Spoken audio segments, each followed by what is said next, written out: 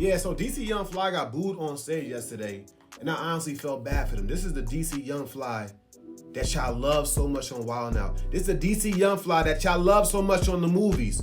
This is the same DC Young Fly that if y'all see him out in the streets, oh hey, can I get a picture and everything like that? Nice guy. And he got booed. You know what this showed me right here, bro? All this showed me is that people are fickle.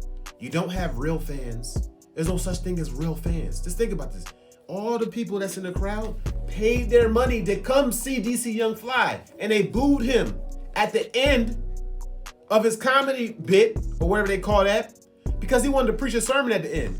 Now, why he was using a old grandma's voice to preach the sermon, I don't know why. I mean, he changed his voice up just to preach the sermon he was preaching, because he went from comedy to trying to give an inspirational message and talk about God and things like that. He was using a grandma voice. I have no idea why he was using that grandma voice.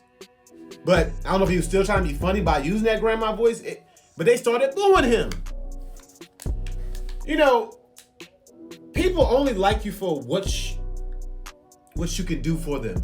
They only love you for what you can do for them. They only love you based upon how good you make them feel. I honestly felt bad for him. Now, granted, if somebody is trash at something and they go on stage and they get booed, I mean, if they deserve it, they deserve it. It's not the Apollo though, bro. These are people who are supposed to be supporters of him. Supporters! And they're booing him because he want to talk about God at the end. Man, niggas is really fickle and weird out here, bro. For real. You know? And guess what? He continued to say his message. He didn't even care about the booing.